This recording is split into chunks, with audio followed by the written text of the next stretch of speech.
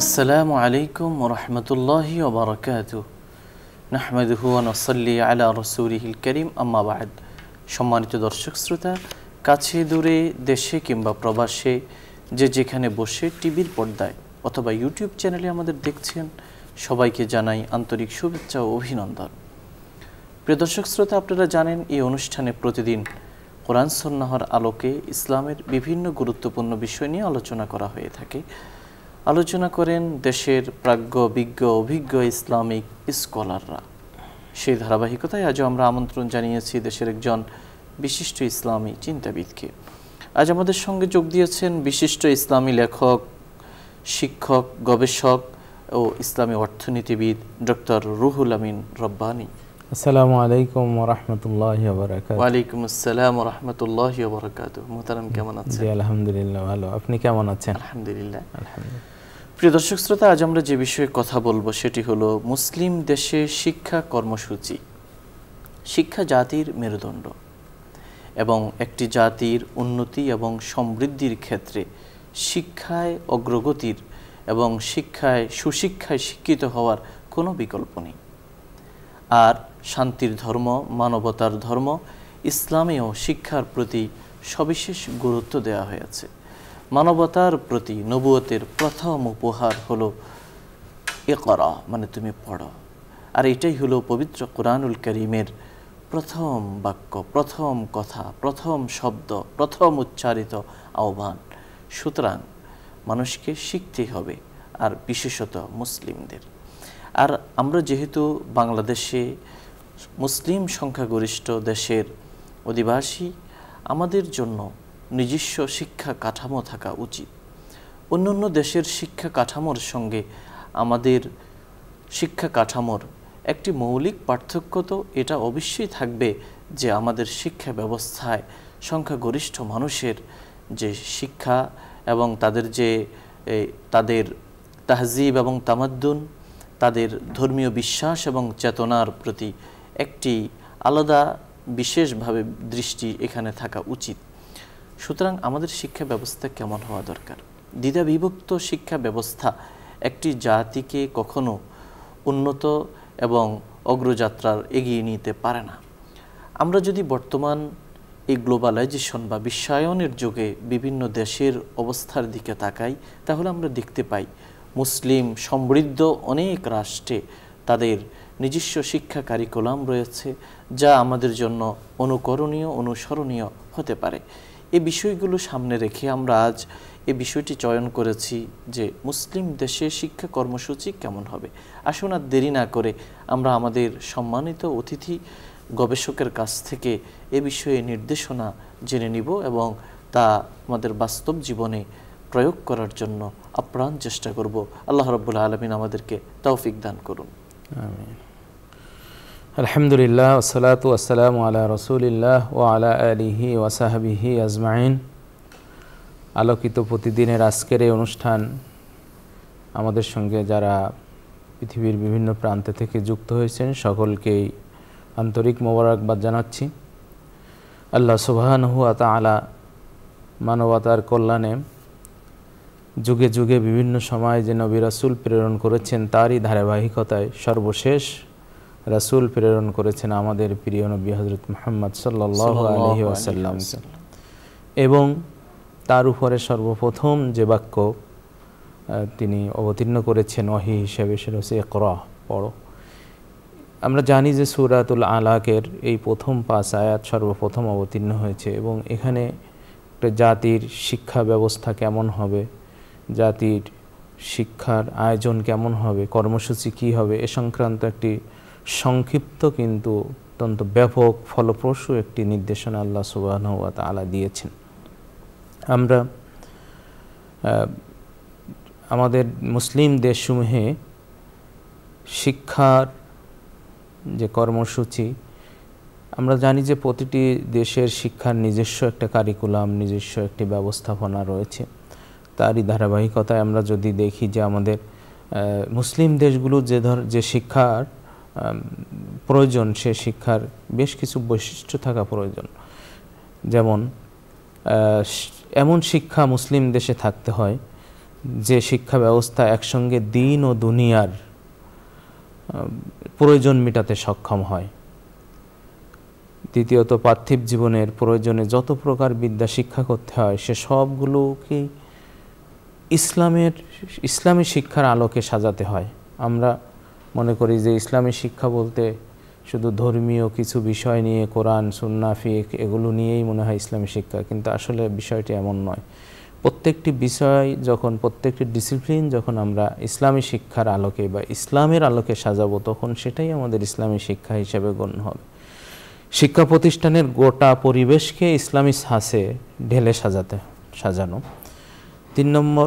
চতুর্থ নম্বর হচ্ছে উচ্চশিক্ষার ক্ষেত্রে বিভিন্ন বিষয়ে ইসলামের সাথে মানবরচিত বিধানের একটা তুলনামূলক আলোচনার মাধ্যমে ইসলামের শ্রেষ্ঠত্ব, ইসলামের যৌক্তিকতা এগুলো প্রমাণ করা এবং শিক্ষার্থীদেরকে সেভাবেই গড়ে তোলা, এটা হচ্ছে ইসলামী শিক্ষা ব্যবস্থার অন্যতম বৈশিষ্ট্য।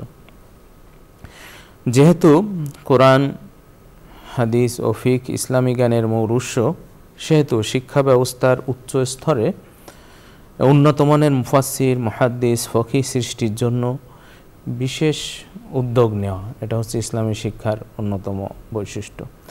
তো আমরা এই ইসলামী শিক্ষার বৈশিষ্ট্যগুলো যেগুলো আলোচনা হলো, এর ভিত্তিতে যদি আমরা ইতিহাসের দিকে একটু তাকাই, তাহলে আমরা দেখব যে ইসলামী রাষ্ট্র মদিনায় আল্লাহ রসুলের হাতে প্রতিষ্ঠিত হওয়ার সাথে সাথে, এমনকি মক্কায় থাকতেও আল্লাহ রসুল শিক্ষার জন্য বিভিন্ন কর্মসূচি নিয়েছিলেন।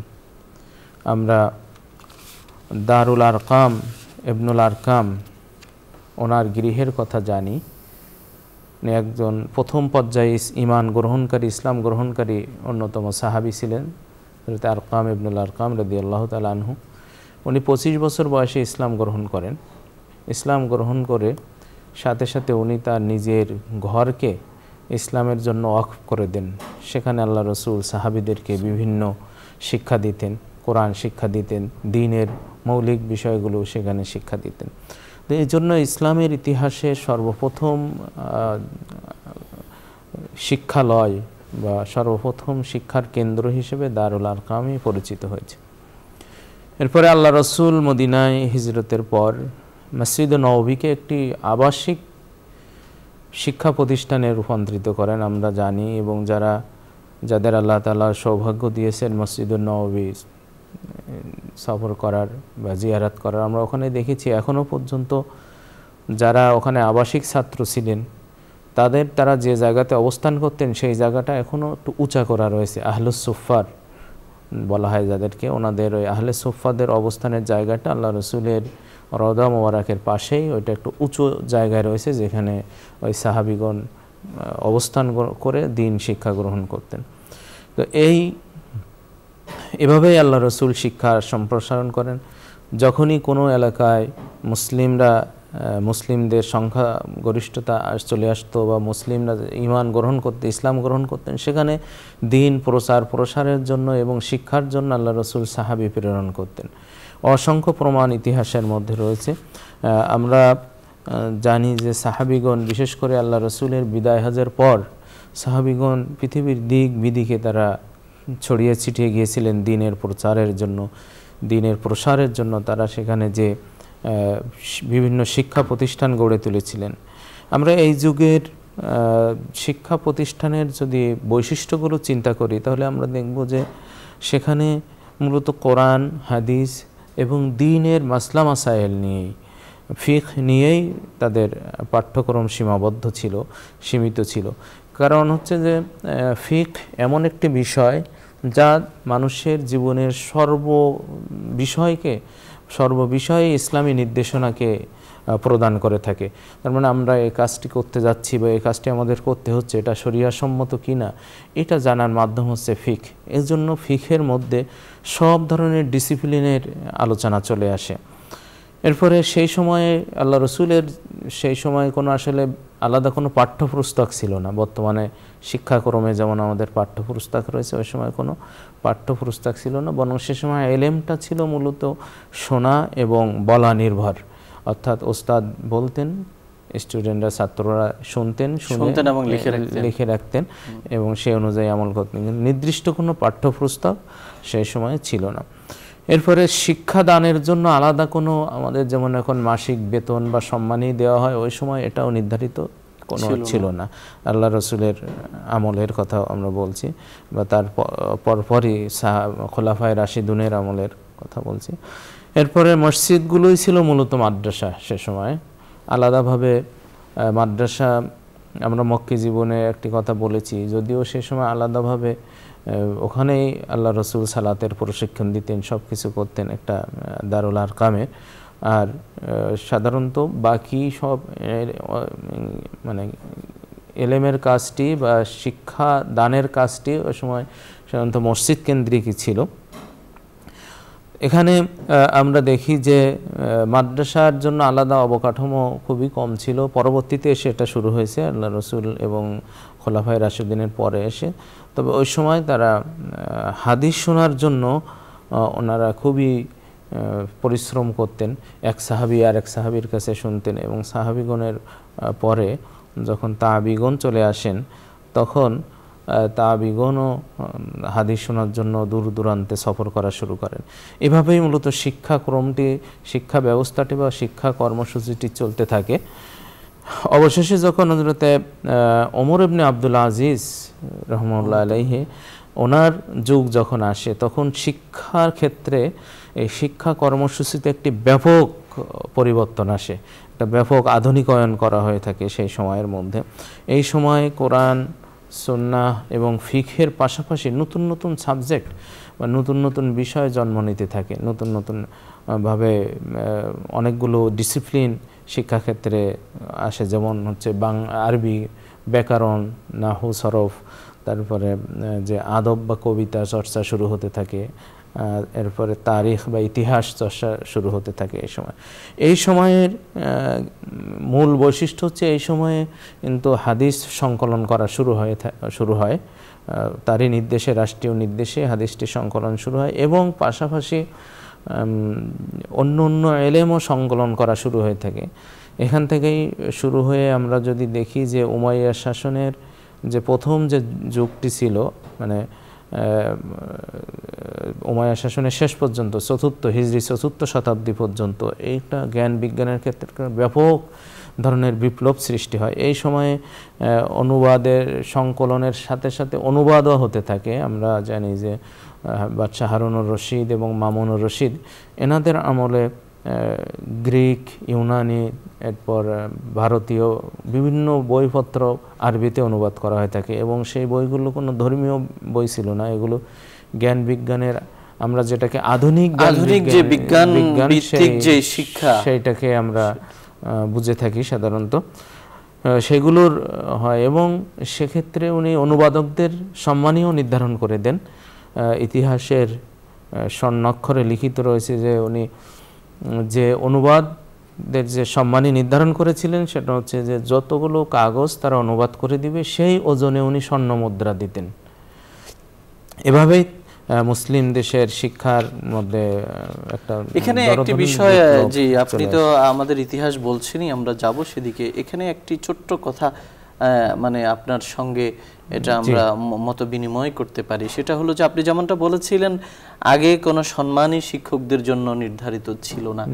মূলত ওমর ইবনে আব্দুল আজিজের জায়গা থেকেই, সময় থেকেই এটাকে একটা, শিক্ষাটাকে একটা পেশা হিসাবে তিনি এটাকে দাঁড় করিয়েছেন। এবং আগে যারা শিক্ষকতা পেশায় ছিলেন বা শিক্ষায় নিয়োজিত ছিলেন, তারা কিন্তু পাশাপাশি ব্যবসা বাণিজ্য বা অন্যান্য নিজস্ব কোনো ইনকামের তার সোর্স ছিল বা অন্য কোনো পেশা ছিল। পরবর্তীতে এই যে ওমর ইবনে আব্দুল আজিজের যুগ থেকে যে শিক্ষাটাকে পেশা হিসাবে ধরা হলো, এবং তারা কিন্তু অন্য কাজের থেকে নিজেকে সম্পূর্ণ ফারেক করে এই কাজেই নিয়োজিত হয়ে যান। ফলে তাদের অনিবার্য কারণেই তাদের ভাতা বা বেতনের নির্ধারণ করার প্রয়োজনীয়তা দেখা যায়। জি জি জি, এটা অবশ্যই এই যুগেরই বৈশিষ্ট্য এটা, যে এই যুগেই মূলত ছাত্র শিক্ষকের ভাতা নির্ধারণ করা হয়। শুধু কিন্তু শিক্ষকের ভাতা নির্ধারণ করা হয় না, ওই সময় ছাত্রদের, কারণ ওই সময় বেশিরভাগ প্রতিষ্ঠান ছিল, ইনস্টিটিউট ছিল আবাসিক।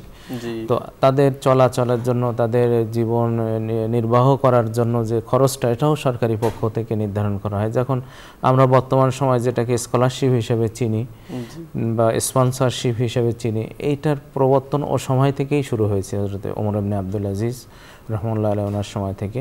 এরপরে মসজিদের পড়াশোনার জন্য মসজিদের আবার একটি সাইট নির্ধারণ করে দেওয়া হয় যে হালাকাগুলো এখানে বসবে, এখানে বসবে, এভাবে একটা জায়গা নির্ধারণ করে দেওয়া হচ্ছে সে সময়। আবার পাঠদান সে সময় মসজিদের পাশাপাশি বেশিরভাগই মসজিদে হতো। তা দেখা যাচ্ছে যে শুধু পড়ানোর জন্য বা শুধু পাঠদানের জন্য নতুন নতুন মসজিদ তৈরি করা হতো, যে পাঠদানের একটা প্রয়োজনীয়তা দেখা দিয়েছে, এজন্য একটা মসজিদও সাথে করে ফেললো। এভাবেই মূলত গড়ে উঠেছিল সেই সময়ে। এরপরে এই সময়ে বিভিন্ন কিতাব যেহেতু রচনা হয়েছে, কিছু কিছু কিতাব, সেই কিতাবগুলোও পড়ানোর প্রক্রিয়া শুরু হয়। তো দেখা যাচ্ছে শিক্ষক যারা ছিলেন তারা নিজের রচিত কিতাবও পড়াতেন অনেক সময়, আবার অনেক সময় অন্যের রচিত কিতাবও পড়াতেন। এরপরে যে আমরা দেখি যে হিজরি যে পঞ্চম উমাইয়াদের পরে এসে পঞ্চম থেকে অষ্টম শতাব্দী যে সময়কালটি, হিজরি শতাব্দী, এই সময়ে আলাদা আলাদা বিল্ডিং বা আলাদা আলাদা ইমারাত, আলাদা প্রতিষ্ঠান মসজিদের থেকে আলাদা করে সম্পূর্ণ আলাদা শিক্ষা প্রতিষ্ঠান নির্মাণ হওয়া শুরু হয়। পাশাপাশি মসজিদেও দার্স চলতে থাকে। আমরা জানি যে মসজিদের দার্স এখনও বিশ্বের বিভিন্ন জায়গায় এটা প্রচলিত রয়েছে। ইভেন আমাদের হারামাইন শরীফাইনেও বিভিন্ন নির্ধারিত দর্স বিভিন্ন বিষয়ের উপরে, হাদিসের উপরে, কোরআনের উপরে, ফিকহের উপরে আলাদা আলাদা দর্স হয়ে থাকে, বড় বড় মসজিদগুলোতে হয়ে থাকে। এখন এটা চালু রয়েছে। তবে এই সময়ে এসে মূলত প্রতিষ্ঠান আলাদা হয়ে যায়, শিক্ষা প্রতিষ্ঠানগুলোকে আলাদাভাবেই শুরু হয়। সেখানে এই যুগের বেশ কিছু বৈশিষ্ট্য যদি আমরা আলোচনা করি তাহলে দেখব যে মাদ্রাসা বা প্রতিষ্ঠানগুলো নিজস্ব ভবনে নির্মাণ শুরু হয় প্রতিষ্ঠানের জন্য। ব্যক্তিগত উদ্যোগেও অনেকেই মাদ্রাসা নির্মাণ করেন এই সময়। এমনকি এই যুগের একটি বিশেষ বিষয় ছিল যে যারা রাষ্ট্রীয় বিভিন্ন দায়িত্ব পালন করতেন রাষ্ট্র পরিচালনার, তাদেরও শিক্ষানুরাগের কারণে তারা অনেক সময় এই মসজিদে বা প্রতিষ্ঠানে আলাদা আলাদা হালাকার ব্যবস্থা করতেন। মানে রাষ্ট্র পরিচালনার পাশাপাশি তারা শিক্ষাদানেও রত থাকতেন। এটা একটা বিশেষ বৈশিষ্ট্য ছিল এই সময়ের। আমরা জামিয়া নিজামিয়ার বাগদাদের যেটা ছিল, এটা তো আমরা জানি যে 1065 খ্রিস্টাব্দে এটা প্রতিষ্ঠিত হয়। তো এখানে এটা বলতে গেলে যে সম্পূর্ণ নতুন কোর্স কারিকুলামের ভিত্তিতে একেবারে প্রথম প্রতিষ্ঠিত ইসলামী বিশ্বের এটাই ছিল মূল বিষয়। এটা ইবনে খাল্লিকান সহ অনেক ঐতিহাসিক মনে করেন যে এর আগে এভাবে একেবারে সিস্টেমেটিক মানে সিলেবাস ভিত্তিক সিস্টেমেটিক কোর্স কারিকুলাম দিয়ে কোনো প্রতিষ্ঠান হয়নি। অবশ্য কোনো কোনো জায়গায় হতো সংক্ষিপ্ত পরিষদে, এটা যেহেতু ব্যাপক এবং এটা প্রভাব বিস্তারকারী এবং সেই সিলেবাসই কিন্তু পরবর্তীতে বিভিন্ন দেশে এবং হিন্দুস্তানে পর্যন্ত সেই সিলেবাস সেভাবে ফলো করা হয়ে থাকে। তো আমরা শিক্ষা ব্যবস্থার যে মুসলিমদের শিক্ষা ব্যবস্থার যে ইতিহাস বা ঐতিহ্য, এইগুলো যদি আমরা সামনে রাখি তাহলে এখানে বেশ কিছু শিক্ষার ব্যবস্থার মধ্যে বা শিক্ষা কর্মসূচির বেশ কিছু দিক আমরা এখানে পাই। যেমন হচ্ছে যে এখানে সাধারণত কিছু ছিল আবাসিক বিশ্ববিদ্যালয়, যেগুলোতে ছাত্ররা সার্বক্ষণিক সেখানে অবস্থান করতেন, থাকা খাওয়া সহ সব কিছু এর মধ্যেই হতো। এই জাতীয় প্রতিষ্ঠানকে সাধারণত দারুল ইকামা বলা হতো। এই দারুল ইকামার বেশ কিছু নিয়ম সেই সময় আমরা ইতিহাস ঘাটলে দেখতে পাই যে সেখানে কম বয়সী ছাত্রদেরকে অভিভাবক ছাড়া দারুল ইকামায় অবস্থানের অনুমতি দেওয়া হতো না, যারা একেবারেই ছোট। তাহলে আমরা এখান থেকে একটা জিনিস পাই যে সন্তানের লেখাপড়ার জন্য কোনো কোনো সময় অভিভাবকও সেখানে অবস্থান গ্রহণ করতেন। দ্বিতীয়ত হচ্ছে যে বিনা প্রয়োজনে দারুল ইকামার বাইরে যাওয়ার কোনো অনুমতি শিক্ষার্থীদের ছিল না। তারপর অপরিচিত লোকজনকে দারুল ইকামায় প্রবেশেরও অনুমতি ছিল না। তারপরে ছাত্র, ওস্তাদ ও কর্মচারী ব্যতীত কেউ রাতের বেলায় এই দারুল ইকামায় অবস্থান গ্রহণ করতে পারত না এবং কোনো ধরনের অনুমতি তাদের ছিল না। এখানে শরিয়াতের বিধিবিধানগুলো যথাযথভাবে পালন করা বাধ্যতামূলক ছিল। শিক্ষকদের সাথে দেখা করার সময় খুবই আদবের সঙ্গে তাদের সঙ্গে সাক্ষাৎ করার, তাদের সঙ্গে কথা বলার বিষয়টি প্রশিক্ষণ দেওয়া হতো। দর্শে নিয়মিত উপস্থিত থাকতে হতো। কোনো কারণে যদি দর্শে উপস্থিত না থাকতে পারে তাহলে পরে এসে এটার যথাযথ জবাবদিহিতা তাদের করতে হতো যে এই কারণে আমরা আসতে পারি। আমরা এইসব প্রতিষ্ঠানের যে সমস্ত আরও প্রতিষ্ঠান রিলেটেড যে সমস্ত কর্মসূচি ছিল তার মধ্যে একটা আছে কুতুবখানা। প্রতিষ্ঠানগুলোতে আলাদা কুতুবখানার ছিল ওই সময়, সেটা আমরা দেখতে পাই। বিশেষ করে মোস্তানসিরিয়ার যে প্রতিষ্ঠানটি ছিল জামিয়া মোস্তানসিরিয়া, সেখানে দেখা গেছে যে কয়েক লক্ষ বইয়ের ছিল বলে ঐতিহাসিকগণ উল্লেখ করেছেন। বিশেষ করে আল্লামা মারকেজি এই বিষয়টি উল্লেখ করেছেন। এরপরে ওস্তাদদের বসার জন্য আলাদা একটু উঁচু স্থান তৈরি করা হতো সেই সব প্রতিষ্ঠানের। বিশেষ বৈশিষ্ট্য একটা ছিল যে আবার ওখানে বিভিন্ন মাযহাবের আলাদা আলাদা স্টেজ থাকতো, যে এটা হচ্ছে হানাফি মাযহাবের মানে দর্স এখানে হবে, শাফি মাযহাবের দর্স এখানে হবে, হাম্বলি মাযহাব, এভাবে আলাদা করে দেওয়া হতো। এরপরে পোশাক, আমরা বর্তমানে দেখি যে বিভিন্ন প্রতিষ্ঠানে বিভিন্ন ধরনের ড্রেস রয়েছে, স্কুলে ইউনিফর্ম রয়েছে। তো ওই সময় আমরা বিশেষ করে জামিয়া মোস্তানসিরিয়ার শিক্ষকদের একটা ড্রেসের অস্তিত্ব পাই, যে ওনারা কালো যে আবা ওটা পরতেন এবং পাগড়ি পরতেন, কালো পাগড়ি কালো আবা পরতেন। দর্সের সময় বিশেষ করে দর্সের সময় এই পোশাক পরা তাদের জন্য বাধ্যতামূলক ছিল। এরপরে শিক্ষক নির্বাচনের কিছু নীতিমালা সেখানে ছিল। শিক্ষক নিয়োগ দেওয়া হতো অনেক যাচাই বাছাই করে, যারা খুবই পারদর্শী ছিলেন এবং তাদের খ্যাতি ছড়ানো ছিল সেই সমস্ত আলেমদেরকে, শিক্ষকদেরকে এখানে অবস্থান করা মানে নিয়োগ দেওয়া হতো। এরপরে বেতন ভাতা একটি স্ট্রাকচারে নিয়ে আসা হতো। তারা তাদের যোগ্যতা এবং তাদের সময় সব কিছু মিলিয়ে এভাবে বেতন ভাতা নির্ধারণ করতেন।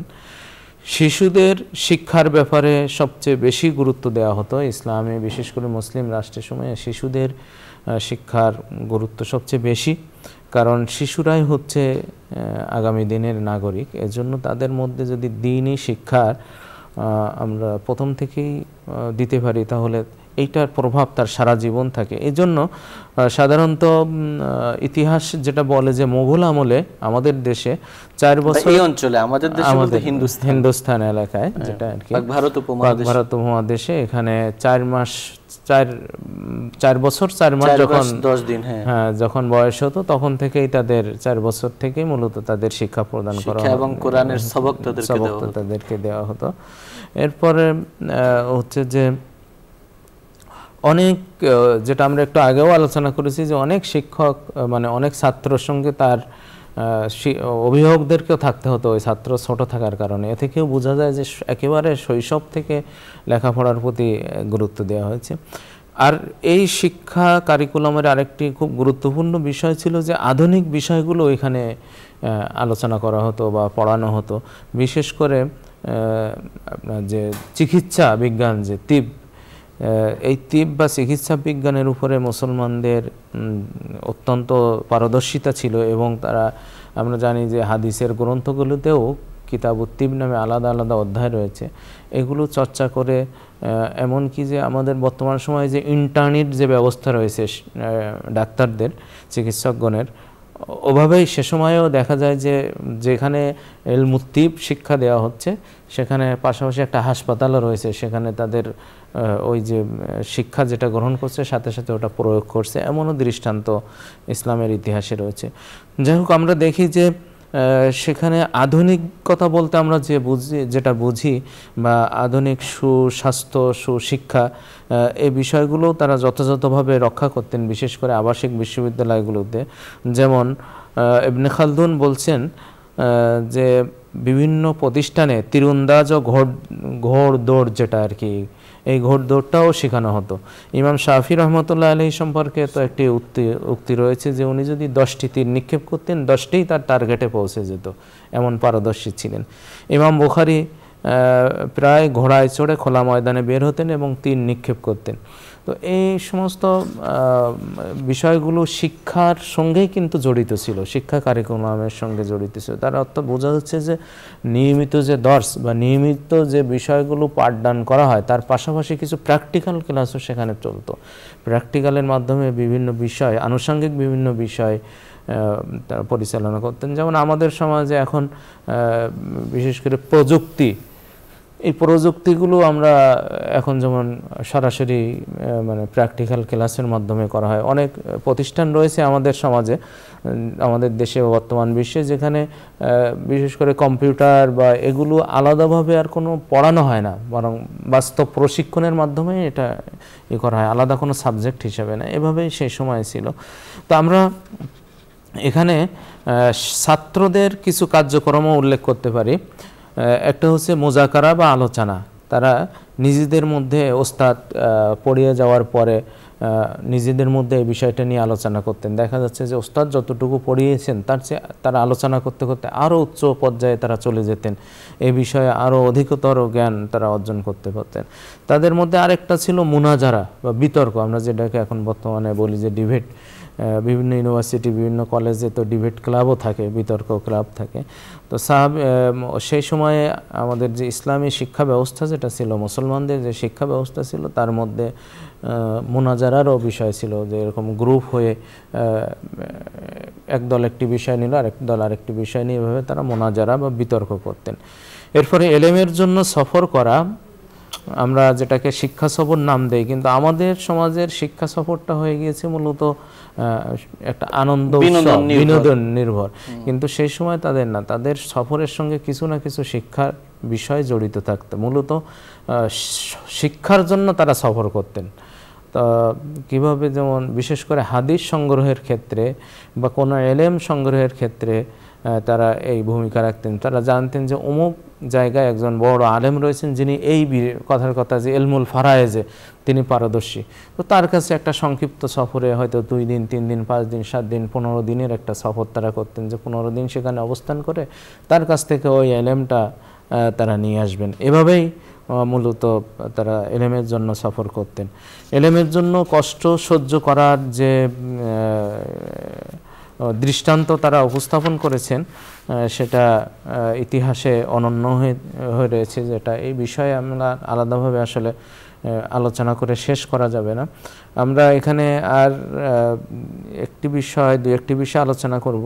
তা হচ্ছে যে যখন দৈনন্দিন কার্যক্রম শুরু হতো এসব প্রতিষ্ঠানের, দর্স যখন শুরু হতো, তখন একজন কারি তেলাওয়াত করতেন এবং এই তেলাওয়াতের মাধ্যমেই দর্সটা শুরু হতো। বিশেষ করে আমরা দেখি যে কারির তেলাওয়াত সুন্দর তিনি তেলাওয়াত করতেন এবং তিনি দুরুদ পড়তেন, দোয়া করতেন, এর মাধ্যমেই শুরু হতো বিভিন্ন প্রতিষ্ঠানে।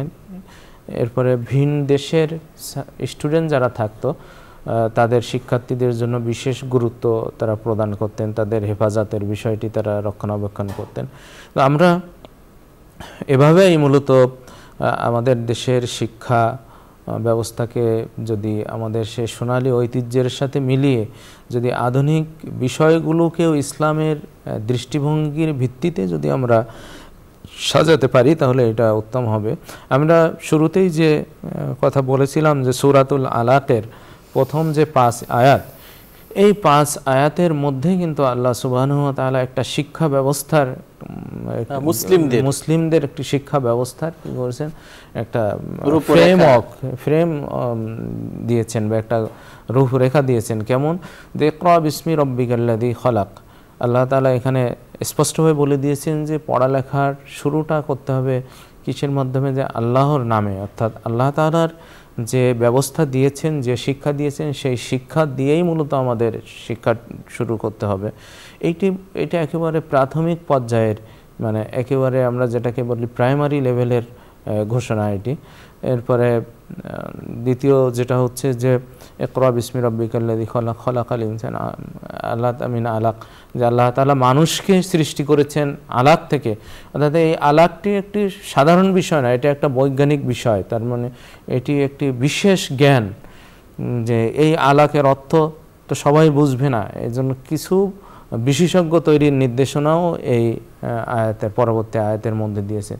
ইকরা ওয়া রাব্বুকাল আকরাম আল্লাযী আল্লামা বিল কালাম। আল্লাহ তাআলা বলছেন যে তিনি কলম দিয়ে লেখা শেখান। কলম হচ্ছে সভ্যতার প্রতীক, অর্থাৎ সভ্যতা নিয়েও আমাদের জানা উচিত, ইতিহাস নিয়ে আমাদের জানা উচিত। সভ্যতা গঠনের জন্য, নতুন সভ্যতা তৈরির জন্য বা ইসলামী সভ্যতার জন্য যে যে বিষয়গুলো আমাদের পড়া প্রয়োজন সেগুলো পড়ার অনুমোদন কিন্তু এই পরোক্ষভাবে এই আয়াত থেকে আমরা পাই। যেহেতু বর্তমান বিজ্ঞান, বর্তমান সভ্যতা অনেক দূর এগিয়ে গিয়েছে, এজন্য আমাদের সেই বিষয়গুলো, সেই সাবজেক্টগুলো আমাদেরকে ইসলামী শিক্ষার বা ইসলামের যে মূলনীতি সেইগুলোর আলোকে সাজিয়ে আমাদেরকে সামনে অগ্রসর হতে হয়। তো এইভাবে আল্লাহ তাআলা আমাদের একটা গোটা শিক্ষা ব্যবস্থার একটা সার সংক্ষেপ এই 5টি আয়াতের মধ্যে আল্লাহ তাআলা দিয়েছেন। তো আমাদের যারা বিভিন্ন সময় রাষ্ট্র পরিচালনা করেন বা শিক্ষা ব্যবস্থা পরিচালনা যাদের দায়িত্ব, তাদের এই বিষয়টি খেয়াল রেখে পরবর্তী প্রজন্ম এবং মুসলিম সভ্যতার যে দৃষ্টান্ত রয়েছে সবগুলো মিলিয়ে একটি কম্প্রিহেন্সিভ, একটি সম্মিলিত এবং একটি সমন্বিত শিক্ষা ব্যবস্থা রূপরেখা প্রণয়ন করা দেশ ও জাতির জন্য উত্তম এবং সেটাই মানুষের জন্য কল্যাণকর হবে বলে আমাদের বিশ্বাস।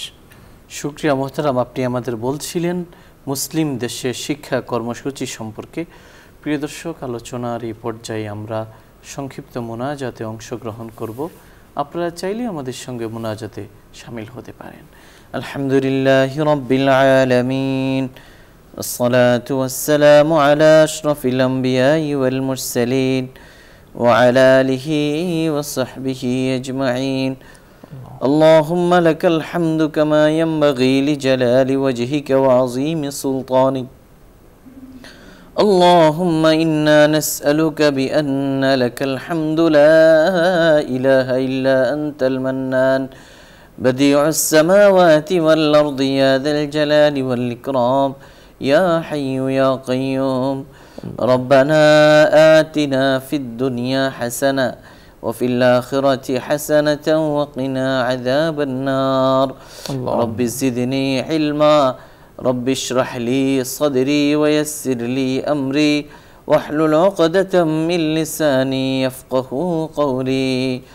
رب ارحمهما كما ربياني صغيرا يا رب العالمين. আজ আমরা যে বিষয়ে আলোচনা করেছি, আলোচনা শুনেছি, আল্লাহ বক্তা শ্রোতা সবাইকে বুঝার আমল করার তৌফিক দান করুন। আল্লাহ মুসলিম দেশে শিক্ষা কর্মসূচি যুগে যুগে মুসলমানরা যেভাবে আল্লাহ প্রতিষ্ঠিত করেছে, বাস্তবায়িত করেছে, আল্লাহ আমাদের দেশের মানুষকেও সেইভাবে আল্লাহ মুসলমানদের জন্য শিক্ষা ব্যবস্থা প্রণয়ন করার এবং আমাদের শিক্ষা ব্যবস্থাকে ঢেলে সাজানোর তৌফিক দান করুন। আল্লাহ আমাদের জাতিকে, আমাদের সন্তানাদিকে, আমাদের পরবর্তী প্রজন্মকে সুশিক্ষায় শিক্ষিত হওয়ার তৌফিক দান করুন। আল্লাহ শিক্ষা যেন আপনাকে চেনার, আল্লাহ আপনার নাম নেওয়ার মতো হয়, আল্লাহ সেই ব্যবস্থা আপনি করে দিন।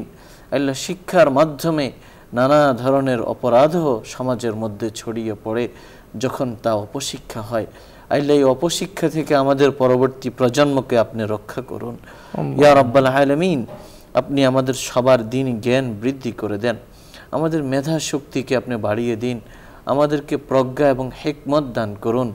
আল্লাহ আপনি আমাদের অন্তঃকরণকে ঈমান দিয়ে ভরপুর করে দিন, কোরআনের আলোতে আলোকিত করে দিন, আমাদের জীবন আপনি সুখ সমৃদ্ধিতে ভরপুর করে দিন। আল্লাহ আপনি আমাদেরকে সম্মানজনক জীবন জীবিকা দান করুন, আমাদের অতীত থেকে ভবিষ্যৎকে ভালো করে দিন, আমাদের স্বপ্নগুলো বাস্তবায়িত করে দিন, আমাদের নেক আশাগুলো পূরণ করে দিন, আমাদেরকে ঋণ মুক্ত, সুদ মুক্ত, গুনাহ মুক্ত, অভাব মুক্ত জীবন দান করুন, আমাদের হায়াত তাইয়্যিবা দান করুন। আল্লাহ আমাদেরকে সুস্থ বিবেক দান করুন, আমাদের শুভ বুদ্ধির উদয় ঘটিয়ে দিন। আল্লাহ আমিন ইয়া রাব্বাল আলামিন, আমাদের জীবনের পাপরাশি গুনাহ খাতা আপনি মাফ করে দিন, আমাদের পাপগুলোকে পুণ্য দিয়ে পরিবর্তন করে দিন। সগীরা কবিরা, জানা অজানা, ইচ্ছা অনিচ্ছা, প্রকাশ্যে গোপনে, দিনে রাতে, আলোতে অন্ধকারে করে গুনাহগুলো আপনি মাফ করে দিন। আল্লাহ কবরের জন্য পাথেয় সঞ্চয় করার তৌফিক দান করুন। আল্লাহ আমাদেরকে এখন এক বানিয়ে দিন। আল্লাহ কালিমায়ে তাওহীদকে আল্লাহ সামনে রেখে ইমানি চেতনায় উজ্জীবিত হয়ে মুসলমানদেরকে সুদৃঢ় ঐক্য গড়ার তৌফিক দান করুন। আয় আল্লাহ, আয় আল্লাহ, এই অনুষ্ঠানের মাধ্যমে দ্বীনের যে খেদমাত এবং প্রচার প্রসার হচ্ছে এর মধ্যে আপনি ইখলাস দান করুন। আল্লাহ এটাকে আমাদের নাজাতের উসিলা বানিয়ে দিন। যারা এর পিছনে অর্থ ব্যয় করছেন, সময় দিচ্ছেন, পৃষ্ঠপোষকতা করছেন, সবাইকে আপনি আয় আল্লাহ উত্তম প্রতিদান দিয়ে দিন। ইয়া রাব্বাল আলামিন, উত্তম হায়াত দান করুন, সুস্বাস্থ্য দান করুন, নিরাপদ জীবন দান করুন।